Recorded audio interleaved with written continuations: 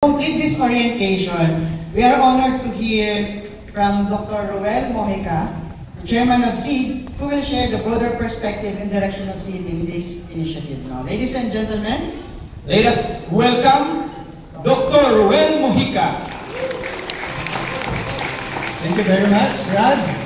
Good morning everyone. Thank you. So, I'm overwhelmed.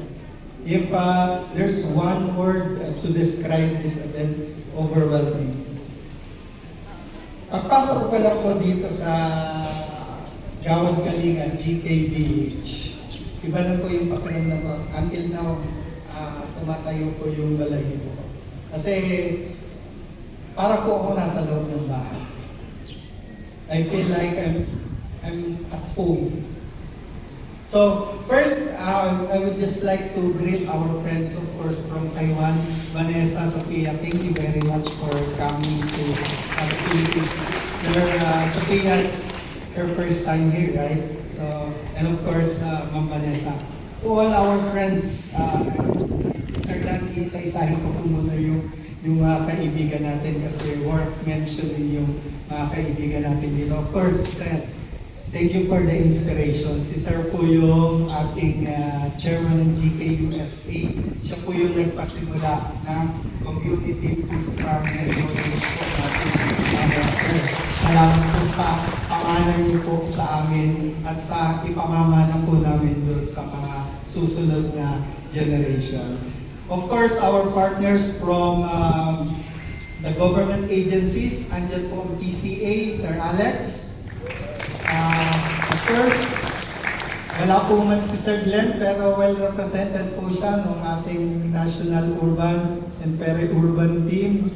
Send our regards to Sir Glenn, Director Glenn Panganiban. Who else?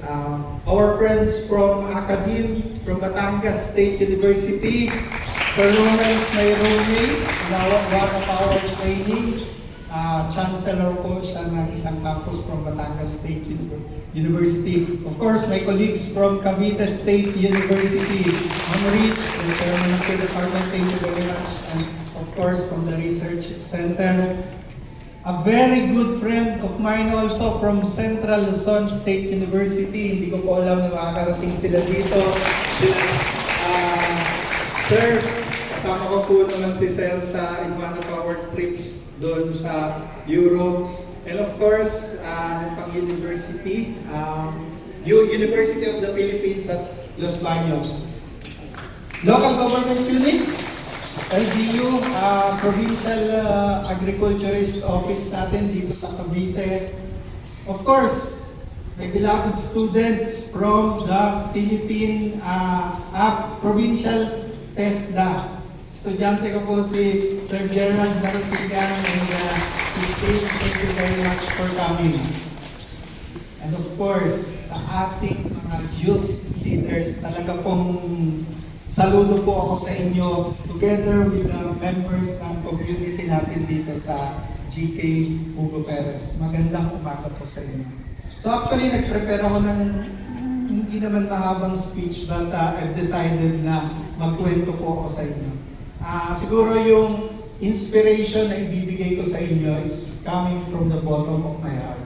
Ikwento ko po sa inyo ng konti kung paano ako napapunta sa GK at paano po na-discover ko yung sarili ko. At ngayon, I can proudly say na mag-i-stay siguro ako with GK and with SEED Philippines for the rest of my life. Very meaningful po sa akin yung GK SEED Philippines. Why? Sir Alex Brillantes, siya po yung tulay kung bakit po ako nandito sa GK and sa SEED Philippines.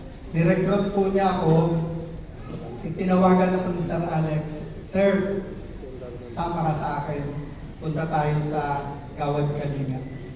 Without even thinking kung ano yung role ko or gagawin ko with Gawad Kalinga, siyempre si Sir Alex yun. Ang respect and trust natin sa kanya ay napakataas. So, sumama lang po ako sa kanya. Pinakilala niya ako sa grupo, Sir Dan, my idol, Sir Mark.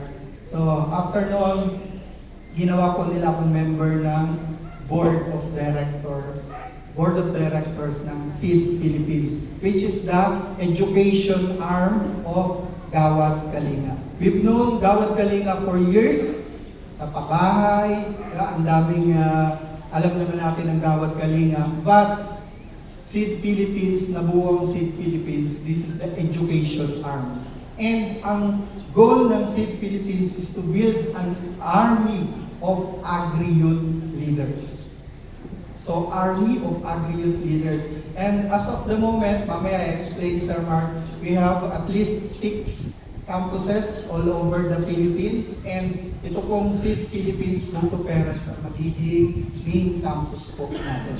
So, imagine, nung sinabi ni Sir Mark sa akin na ito yung goal ng SEED Philippines, na kailangan natin mag-produce ng army ng mga agri-youth leaders, doon ko nakita na, ay, gusto ko itong gagawin nito. And,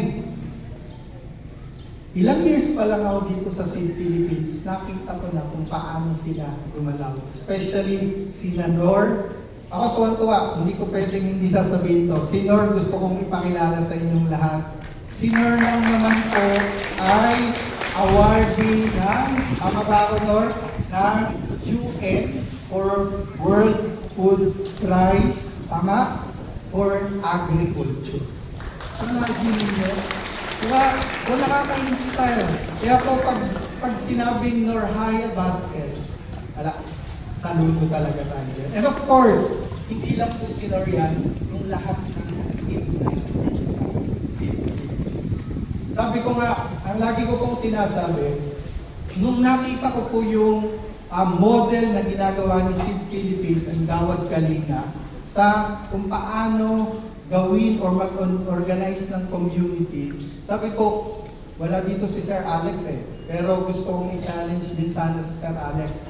We have more than 2,000 higher education institutions all over the Philippines. Stay tuned, pasok, paano nito. Wala si Dr. Ronquillo Pero kung ma-adapt natin yung model or extension, yung model na ginagawa ni Gawad Kalinga ni SEED Philippines as model extension program ng ating mga HEIs, SUCs, tingin ko po ang impact ng higher education institution sa community ay malaki po ang magagawa natin. Kaya, with my colleagues sa mga SUCs natin, si Alessio andito, gamitin po nating modelo yung ginagawa natin sa SEED Philippines. And of course, ito po ay hindi about sa agriculture alone. Hindi po ito about the launching ng Filipino Formosa Flagship Farm. It's about the people na nandito lahat ngayon. Para po sa ating lahat to. And we are creating the future generation. Hindi lang po tayo mag-launch ng isang farm na nandyan yung technology, nandyan yung mga partners natin. Pero ang end goal po natin, ang mindset natin dito, by 2050, yun bang farm na ilo-launch natin ngayon ay mapapakinabangan pa ng mga generations na susunod. At yan po yung sisiguraduhin natin doon sa partnership natin with the Agri-Gaya Group. So, ito po ay hindi para sa atin, kundi doon sa susunod na generation sa atin. So, sabi ko nga, nung tinanong ako ni Sir Mark at sinabi ng director, Sir, ako'y natakot kasi po hindi ko alam kung ano ang gagawin ko as member ng Board of Directors. So, ngayon malinaw na po sa akin kung ano yung role ko dito kasi gusto po nating madala yung mga technologies na nag-generate ng mga state universities and colleges dito sa GK community natin. And sisiguraduhin po natin yan with the help of my colleagues sa state universities natin. And having said that, ang galing ng Gawad Kalinga kasi isa sa strength po ni Gawad Kalinga and the SEED Philippines ay yung mag-build ng partnership.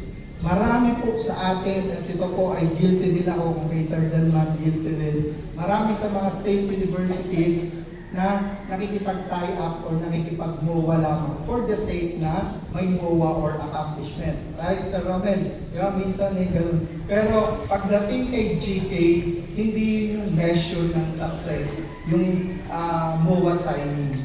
It's the outcome. Ano yung nangyari after the MOA signing? At ito pong launching natin ngayon ay patunay na may pupuntahan yung mga MOA natin. Ang ultimate measure ng success ng isang program is not the crops na ma-harvest natin dun sa farm, but ilan bang pamilya ang natulungan ng mga crops na hinarvest natin at ilang pamilya ang gumanda ang buhay dahil dito.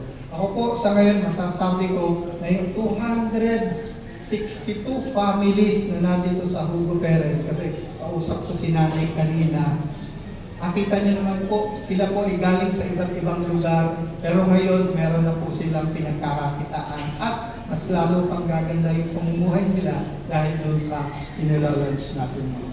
So, makakaasa po kayo in behalf of the SEED Philippines, yung partnership natin with other government agencies. Kaya po yan, sila Sir Alex, PPI, dinala po natin dito kasi napakasarap pong tulungan yung community na to kasi makikita po agad natin yung resulta. At hindi po yan natatapos dito sa Hugo Perez lang. Pangarap po natin na maging modelo, yung ano man ang gagawin natin F4 farm dito para ma-replicate po natin yan sa iba't ibang areas sa Pilipinas such that by 2050, yung mission ng Gawad Kalinga na wala na pong pamilya na nagugutom at wala na pong Pilipinong nagugutom ay matupad natin. So, sama-sama po natin gawin yon para po sa bayan Pilipinas, para sa magsasaka, para po sa mga kabataan natin. Katuwang po natin yung mga kaibigan natin from